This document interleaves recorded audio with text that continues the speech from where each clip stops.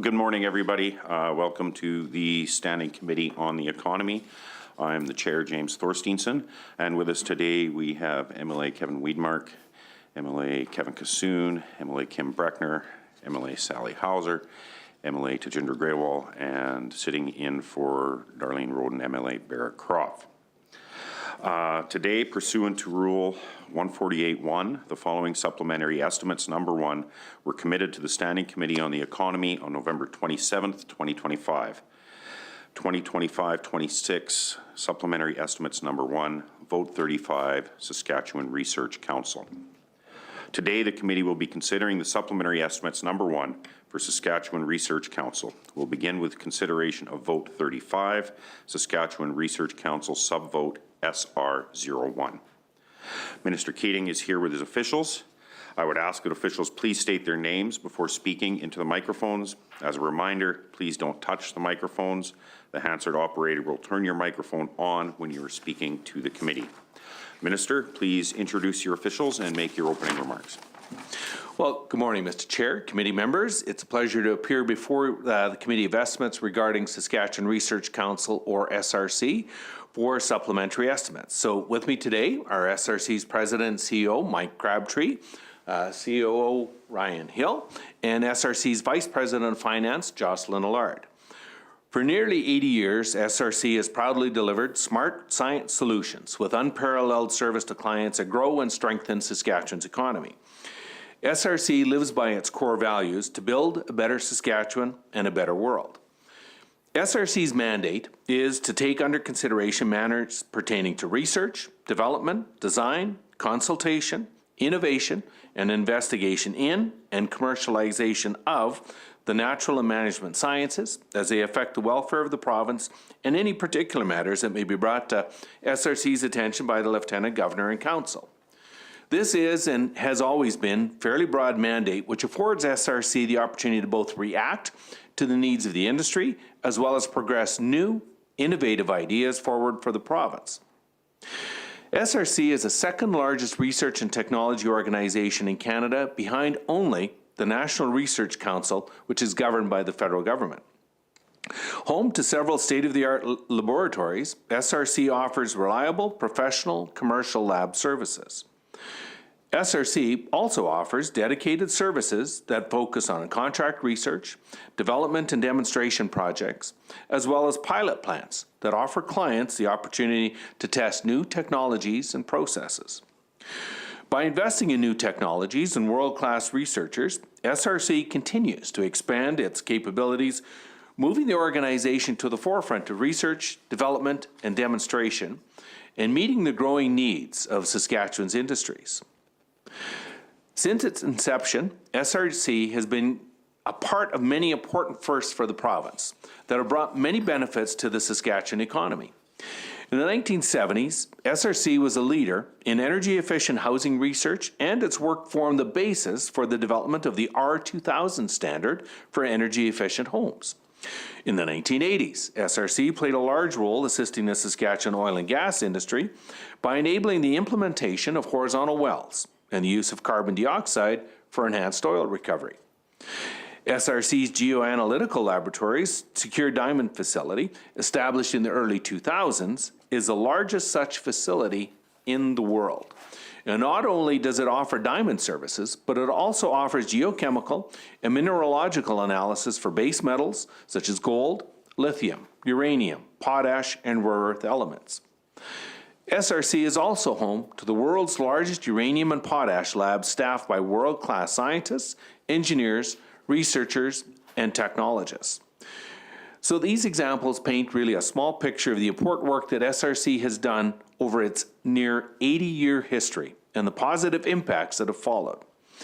So I mentioned before how SRC is on the leading edge of bringing first to Saskatchewan, and I'd like to shift gears to highlight why we are here today for the SRC's rare earth processing facility, which has already garnered significant national and international attention.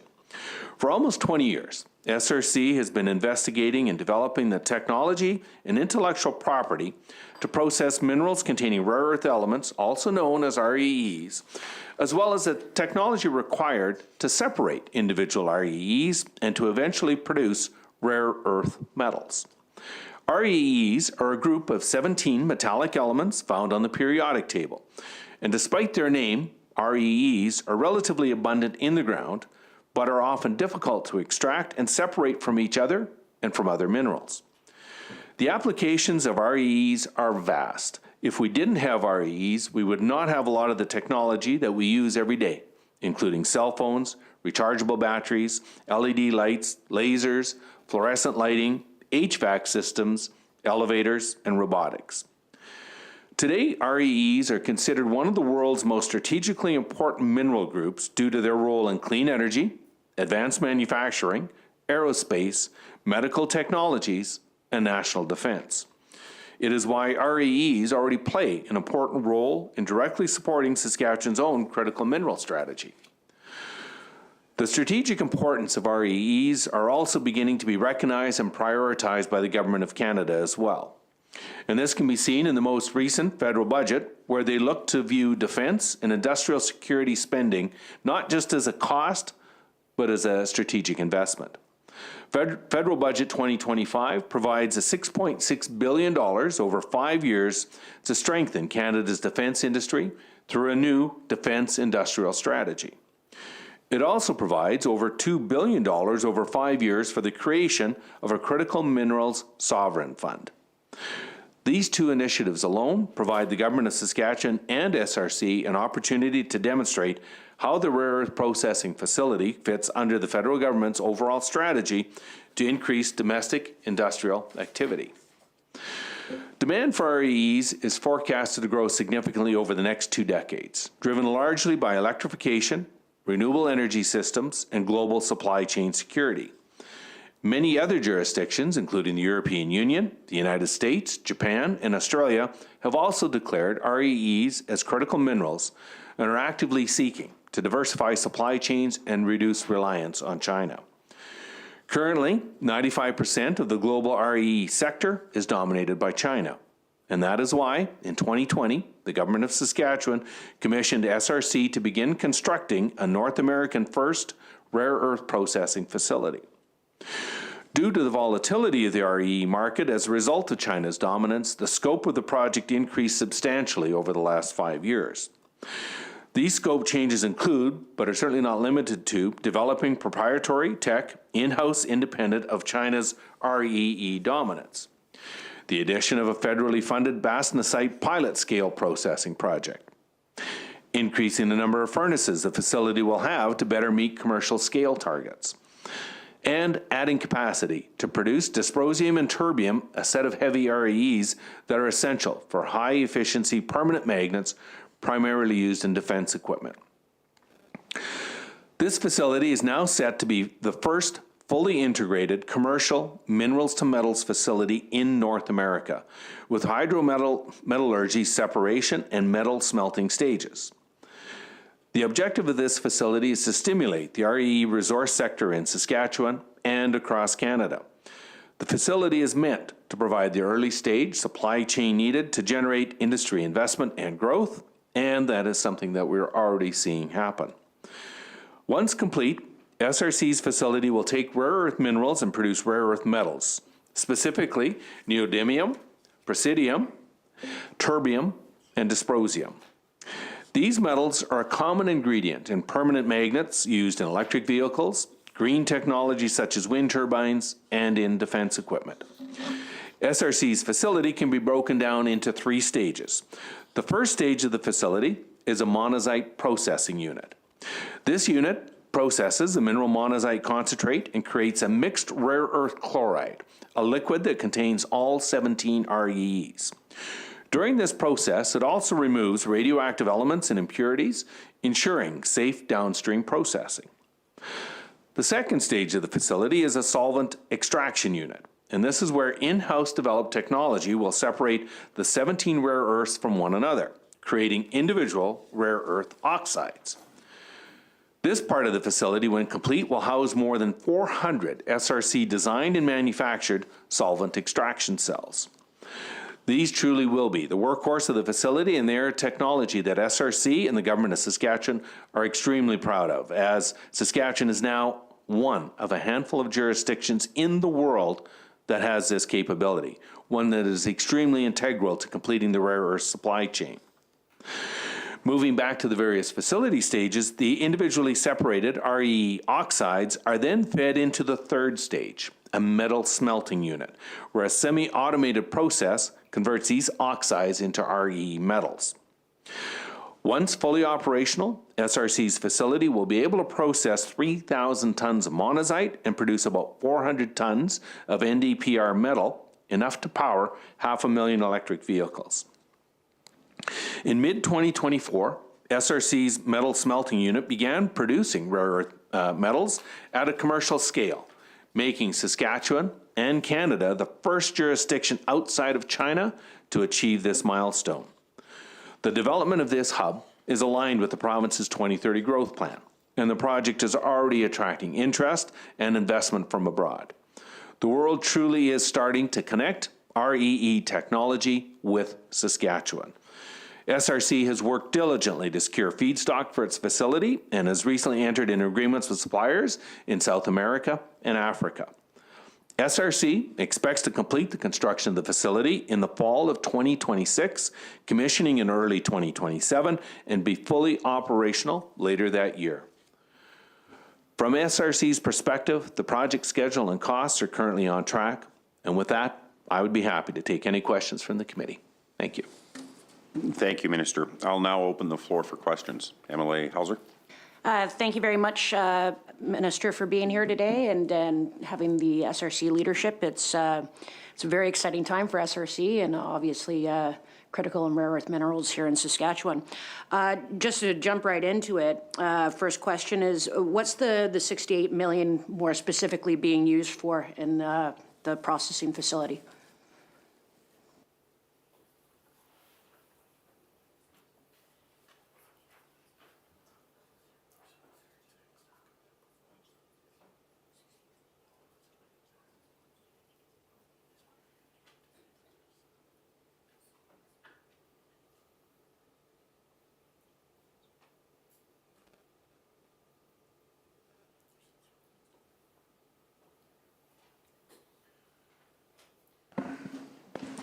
Okay, I think best to understand the full scope of the project that we let the expert speak as to what that is going to. So I'm going to defer now to Mike Crabtree to explain what's gone into that. Mike?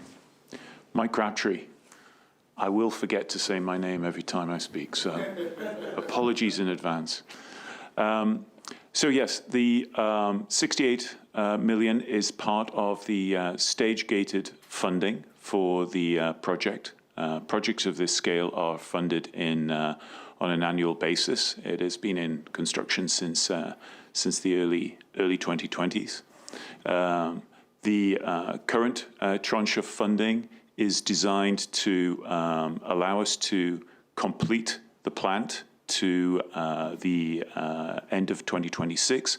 That takes us through the construction, the commissioning, and the early stage operations of the plant. As the Minister said before, the plant was originally designed with just 3-unit operations. So it was designed to take monazite and really just produce that first and second stage. What we have now is a plant that operates with 9-unit operations. So it is much more sophisticated. And of course, SRC has developed its own internal intellectual property and the ability to both design and manufacture that intellectual property.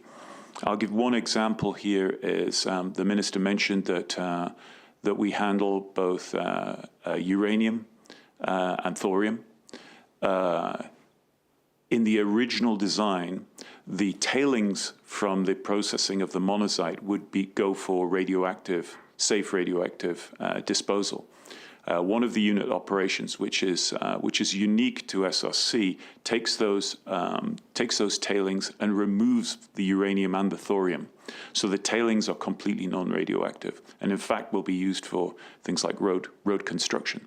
So that uranium and thorium, changing it from a dangerous waste product, it's now a valuable sales product. So that 68 million is part of that process to complete those 9-unit operations and get us into full operation by that fall of 26 and into early 27. Thank you very much. Am I correct in assuming now the province has provided as a grant 138 million for development of the processing facility, and then there's an additional 30 million of combined funding from the Government of Canada? Is that correct?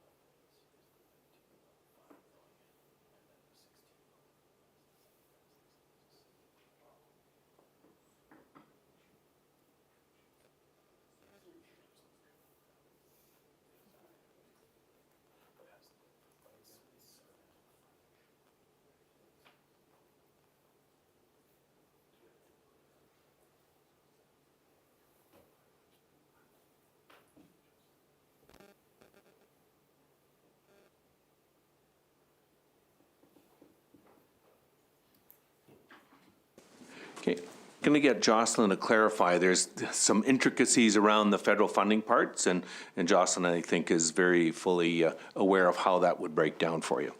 Jocelyn? Yes. So in terms of funding for the facility, there are certain various aspects. So in total right now, the Government of Saskatchewan has approved funding of 187 million. SRC has contributed a portion as well. So 16 million came from SRC ourselves. As well, from the federal government, there's 2 aspects. So we have received 13.5 million that went into the REPF facility on its own. And then earlier we mentioned the Bastensite project. So that is a separate project that the federal government has funded as well. And that project funding was 16 million. So in total, that was the representative 30 million that you spoke of earlier. Thanks. And I guess kind of what we'd be curious with in supplementary estimates is you talked about the scale up and the development.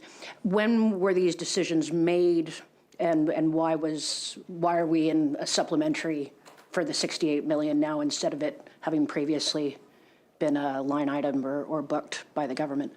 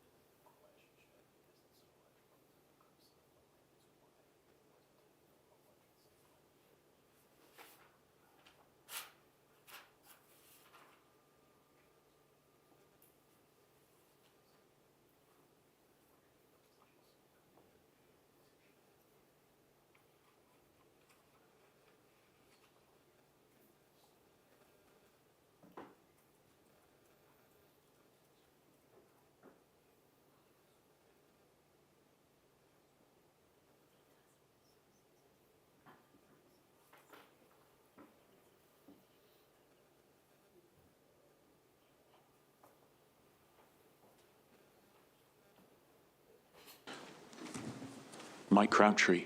I'm doing really well so far. It won't continue, So I think it'd be useful to answer the question in terms of the phasing of the funding of the project against government budgets.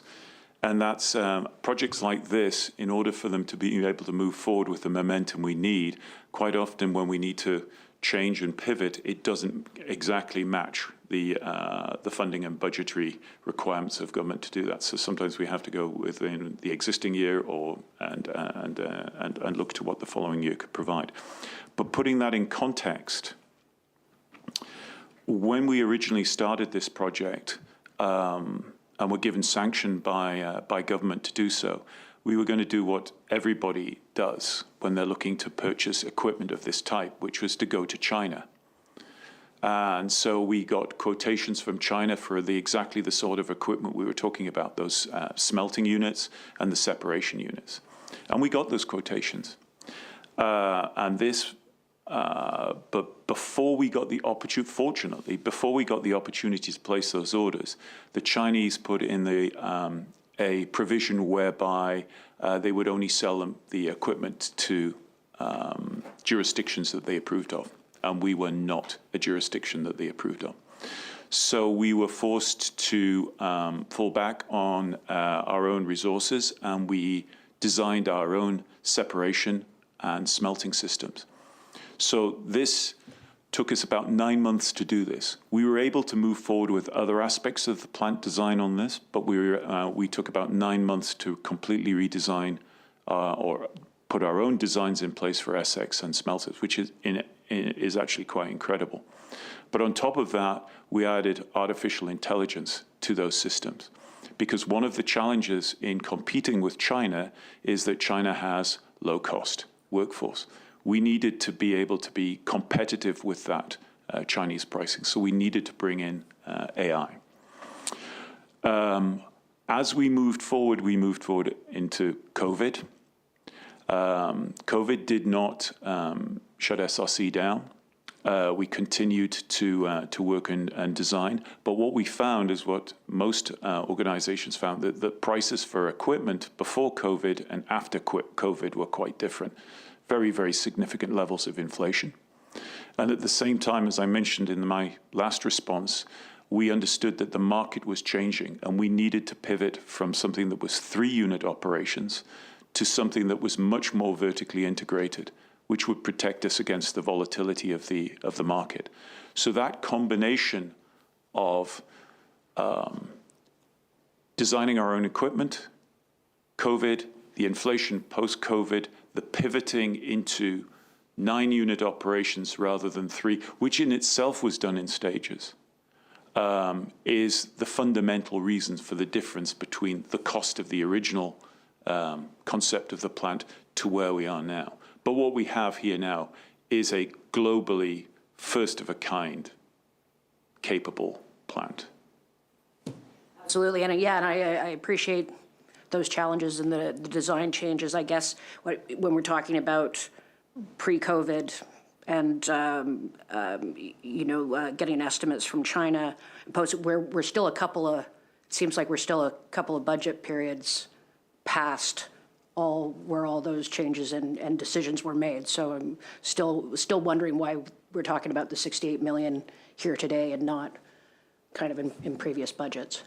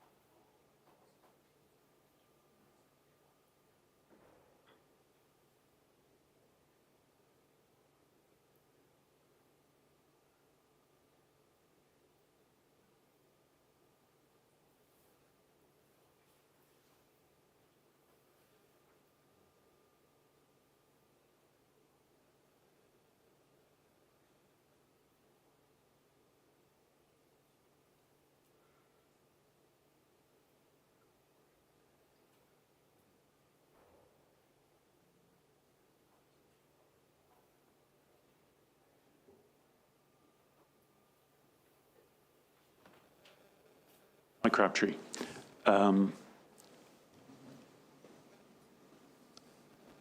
If I look at the question in context, it's why have we taken longer to get where we are than we originally planned? I think the high-level response to that this is a first-of-its-kind plant globally outside of China. And as we moved forward from those 3-unit operations to 9, one of the drivers for that was the volatility that we were seeing in the market, which is largely Chinese-driven. And we recognized with the 3-unit operations that we were going to take essentially that monazite ore to separated rare earth oxides. And when we looked at how the Chinese were manipulating the market, we were concerned that we could get caught by the Chinese manipulating the market between the monazite and the oxide. And I'll give an example here. When we started the project, the monazite was about $4,000 a ton. And the product from the monazite, that mixed rare earth oxides or chlorides, was about $9,000 a ton. That is a good commercial proposition. Couple of $1,000s to process it, it's a profitable proposition. By the time we were post-COVID into 22 and early 23, monazite was $10,000 a ton, and the mixed rare earth chloride was $8,000 a ton, purely through Chinese manipulation. So if we stayed with that route, we would have been very vulnerable to that. In adding the additional unit operations and moving from the oxide to the metal, we were able to reestablish profitability in there by having a much more vertically integrated piece. And I'll give you an example of this, is that $10,000 a ton for the monazite, $9,000 for the intermediate. The combined metallization and products from that average around $60,000 per ton.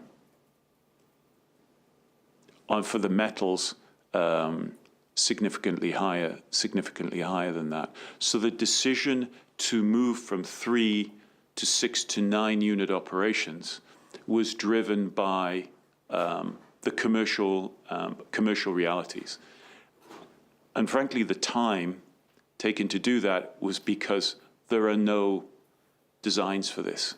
There was no instruction manual. We had to create our own instruction manual for that. And 2 implications for that. 1, it took longer, and 2, it cost us more. You'd mentioned initially, I think that in terms of funding, the SRC itself has put back $16 million into it. Is there any additional investments or funding in the processing facility other than the money contributed by the government? Anything in addition from SRC in that $16 million internal profits, or money from private sector companies or from other countries?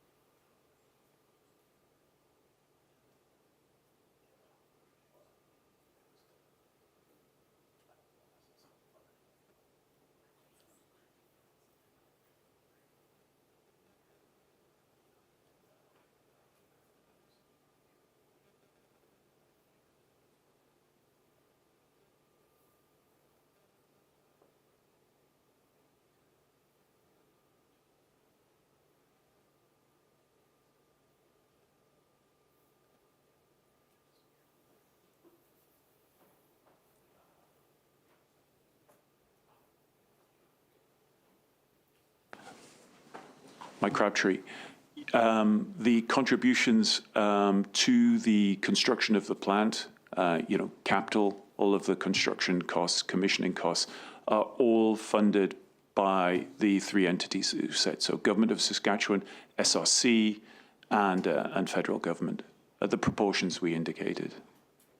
Thank you very much. What's the expected final total costs of the processing facility as presently approved by the government? And are there any remaining costs to be funded by the government?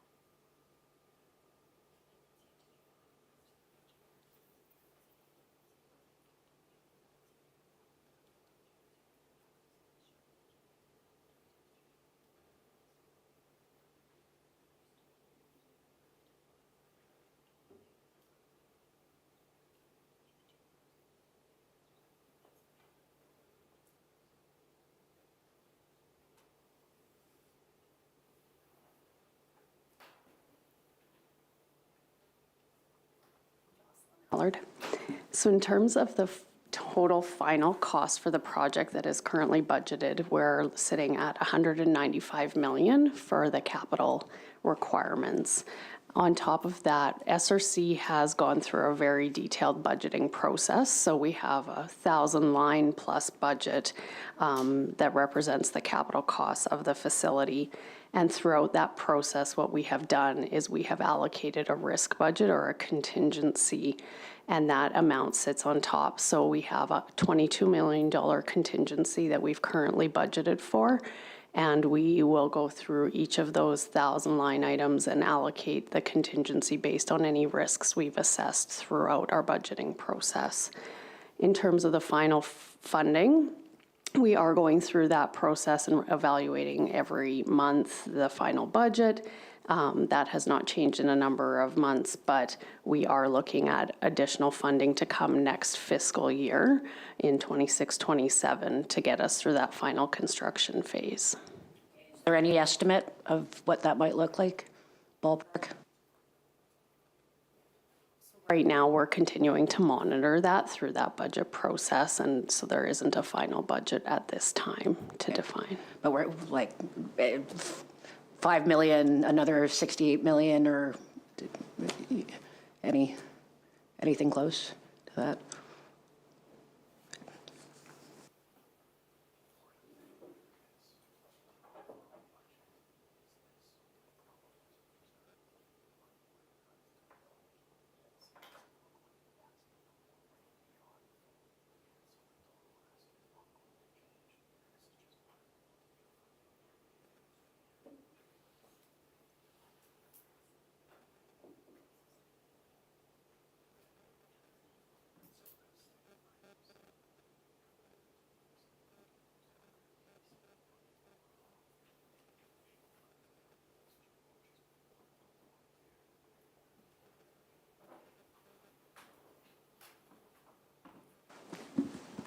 Jocelyn Allard.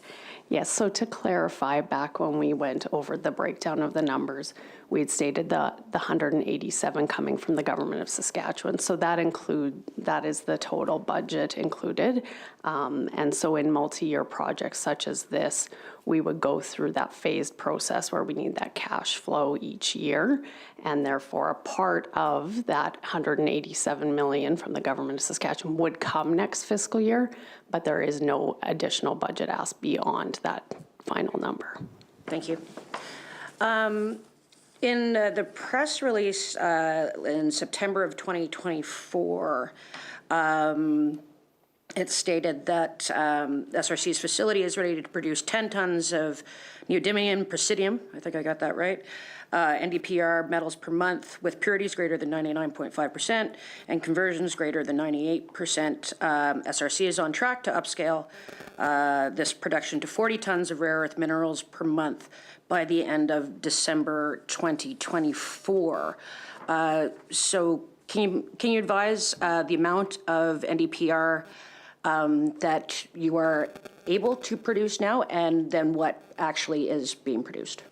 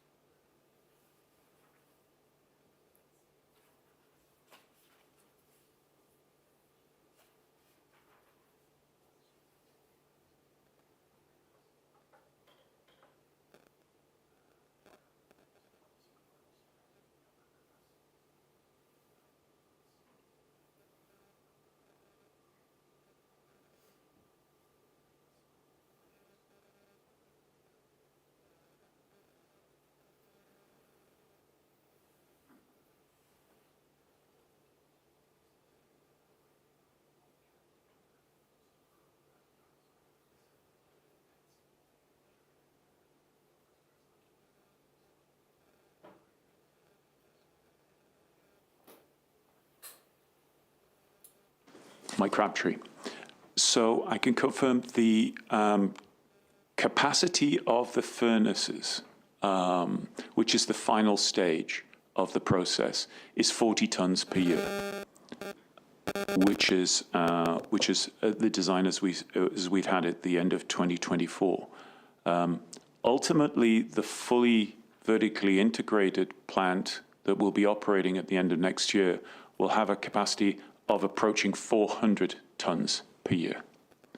Thus far, through commercial agreements, actually with a German company and with a Canadian company, we have toll manufactured about 20 tons. We have not pursued further expansion of those contracts at this stage because our focus is to complete the full plant rather than go into tolling agreements for relatively small quantities. So the purpose of doing those commercial contracts was a number of things. One, we proved that we could do it at that scale, at that purity, actually exceeding that purity. We are now recognized as being a commercial producer of NdPr metals. But we don't want to go into full operation of that until full vertical integration. It's a distraction to the team otherwise.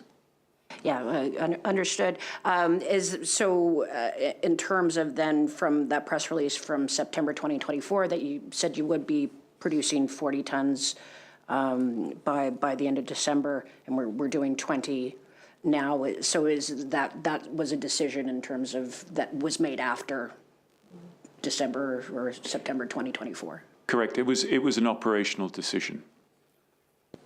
Great, thanks. You mentioned tolling. During the estimates process in April last year, it stated that we have designed the tolling price to be a profitable price. So the operation of the furnace, the operation of all the operation pieces are covered by the cost of the tolling. And so essentially I interpret this as only the costs of the facility are covered by the tolling, but not the grant from the province or the federal government. And just wondering if there's any expectation that the provincial government will get that, the grant that's been provided, the $138 million that has been provided to the SRC back at any point.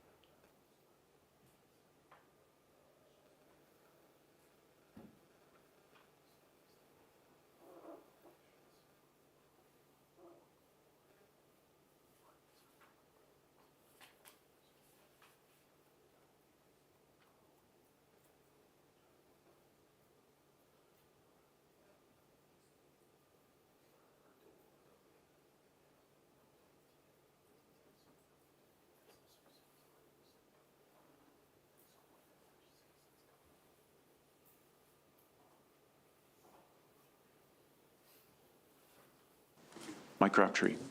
As SRC is 100% government-owned, the plant, when it's fully operational, will operate on a fully commercial P&L, which includes depreciation. So that depreciation effectively delivers the return on investment to government through a fully commercial profit and loss. Thanks. Real Alloys has publicly announced that they're one of your partners and that they've signed MOUs with the SRC. That makes the relationship public and open for public discussion, I would assume. Is the $68 million in grant funding intended to meet Real Alloys' needs as outlined in the public press release that they put out in May of 2025? And that states that you will provide processing to provide 500 metric tons of rare earths by the end of 2026 and 1,000 metric tons by the end of 2028.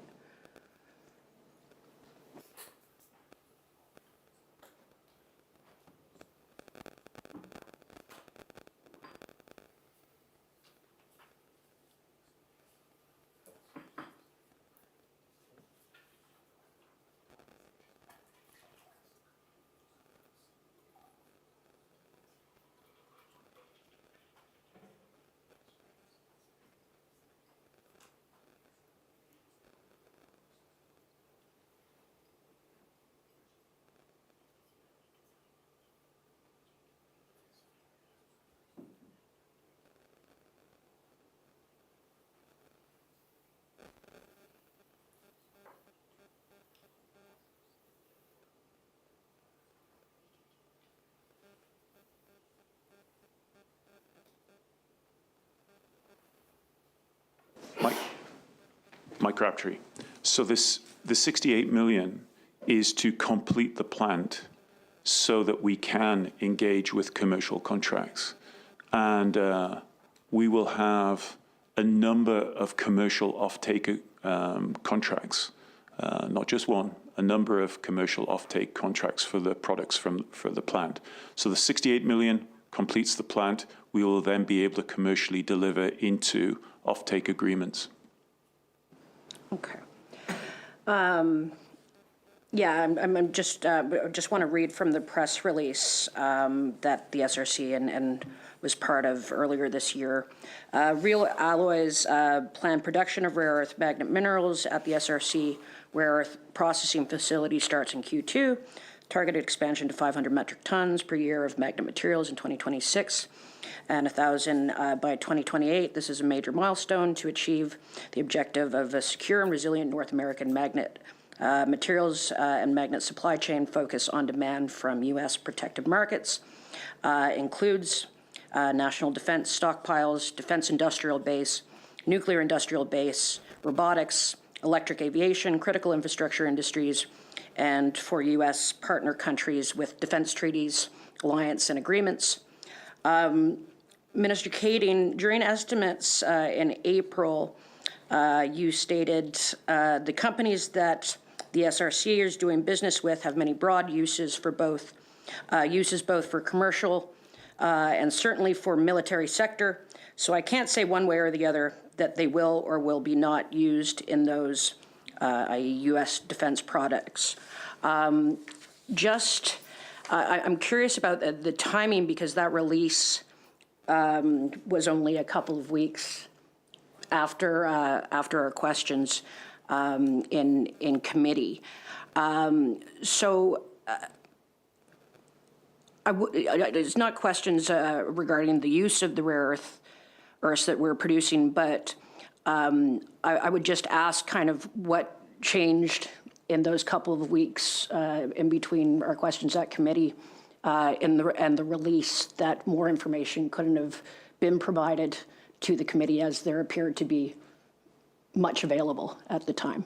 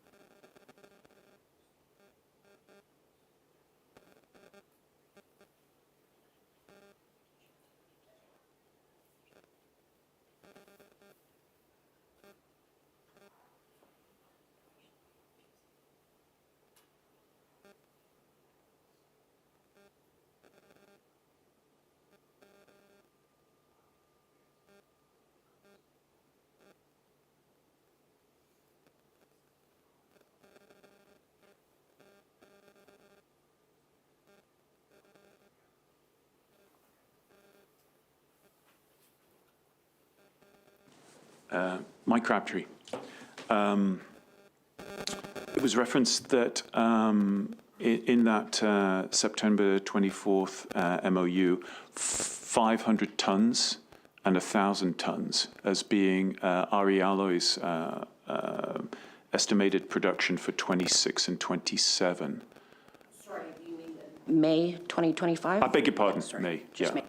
Sorry, my mistake. Those 500 tons represent magnets, not the rare earth metals. The rare earth metals are fractional to that. So 500 tons of magnets is probably 100 to 150 tons of metals. So it's significantly below that. I think the other thing to note is that of 100% of SRC's annual revenue, about 20% comes from Government of Saskatchewan. The other 80% comes from commercial operations. We have some 1,500 clients in 22 countries. So the contracts that we enter into, particularly in the rare earth space, are extremely commercially sensitive. The investment that is going into rare earths just within the North American continent at the moment is way over $1 billion US dollars, and that's just from US government, not from private sources. So in the areas, and we work with a number of upstream, midstream, and downstream rare earth companies, commercial companies. So we have to maintain very clear boundaries and very clear confidentiality in the contracts that we enter into. Thanks, and understood, in terms of confidentiality, and I understand, it's one thing to enter confidentiality agreements where the commercial business is being funded, commercial for SaskTel or SaskPower, but when a project is being funded, whether 20% or subsidized through the legislature, I think it's reasonable that the committee and the legislature should be able to ask questions around this, particularly when 3 weeks later, announcements are made regarding partnerships that were asked about a few weeks previously.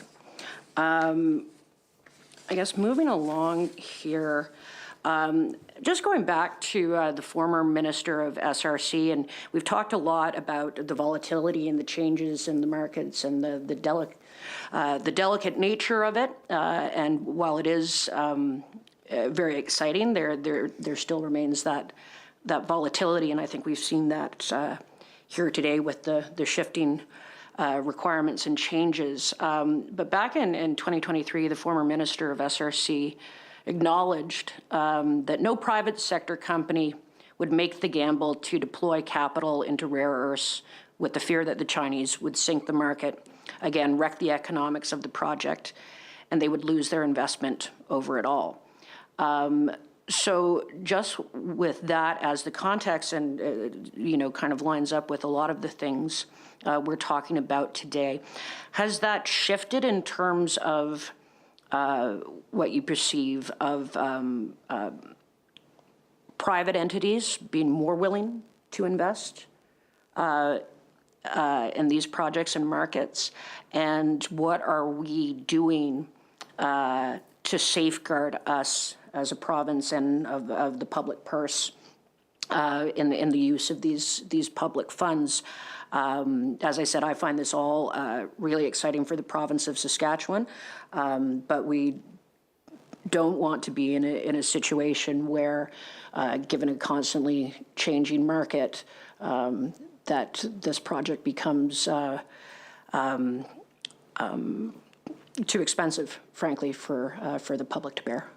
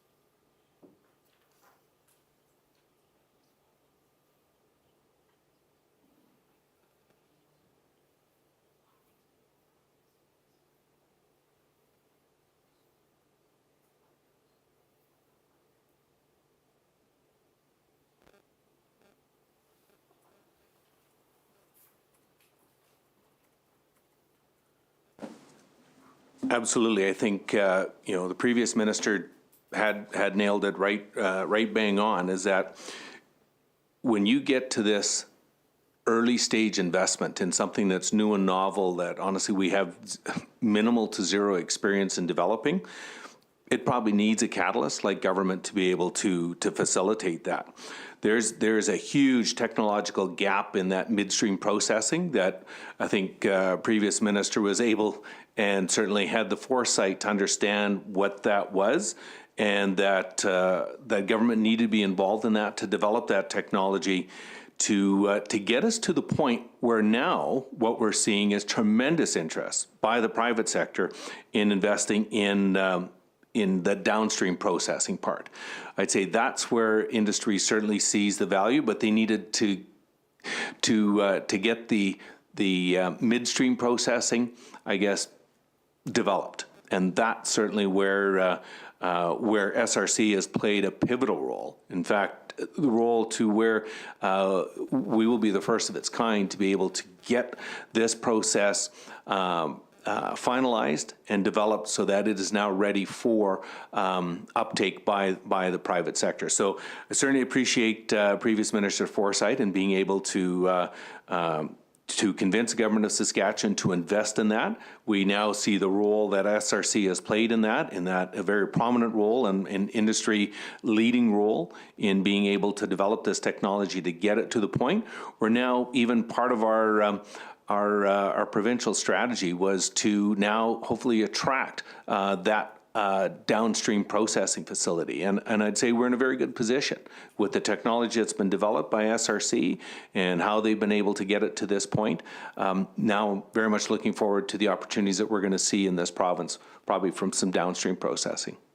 Thanks, and I think I can get one more in here. You brought up in your opening remarks, Minister, the federal defense strategy. And so just wondering if we are looking, should there be more supplementary costs coming along, if we are looking for either some private sector investment potentially as people are more secure with the process going forward, or also any additional funds that might be available from the federal government, either around their federal defense strategy or their large projects list.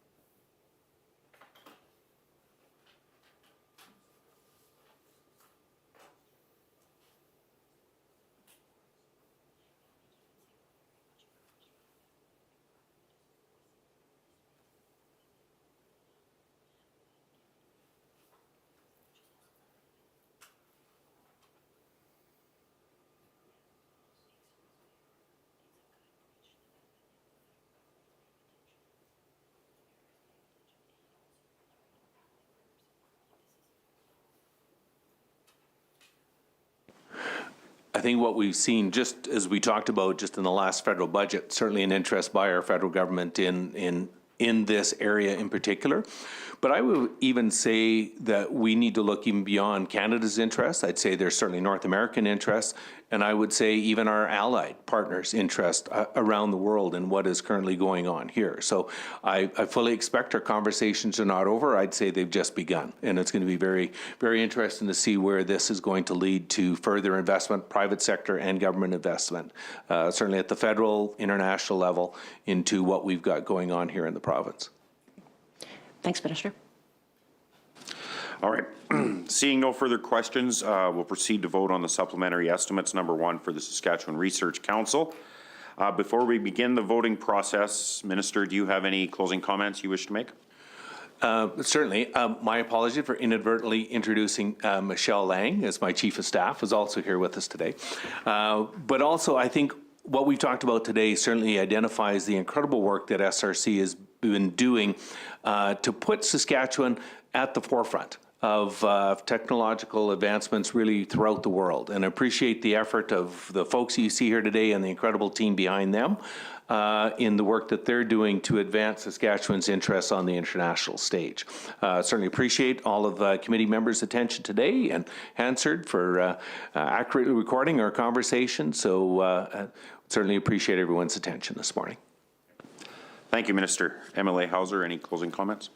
No, I very much appreciate the informative conversation here, and thanks very much to Hansard and my colleagues for being in attendance. All right, thank you, Minister. You and your officials are free to go. And we will vote off this resolution, vote 35, Saskatchewan Research Council. Saskatchewan Research Council subvote SR01 in the amount of $68 million. Is that agreed? Carried.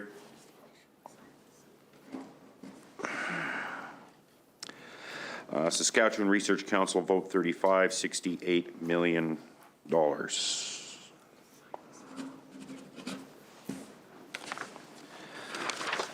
I will now ask a member to move the following resolution. Resolved that there be granted to His Majesty for the 12 months ending March 31, 2026, the following sums for the Saskatchewan Research Council in the amount of $68 million. I so move. MLA Weedmark. Is that agreed? Carried.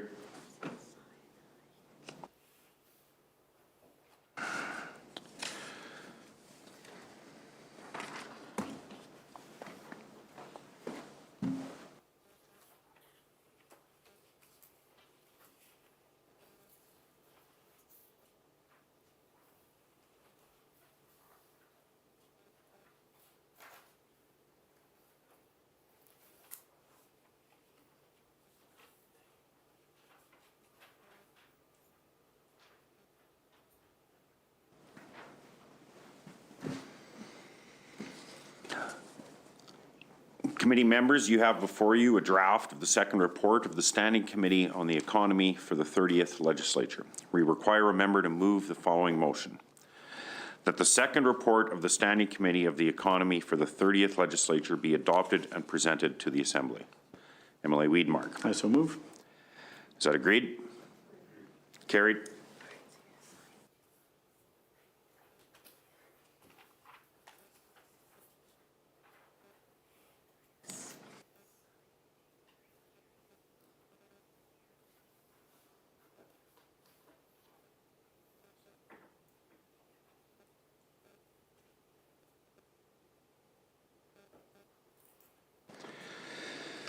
Well, that concludes our business for this morning. I would ask a member to move a motion of adjournment.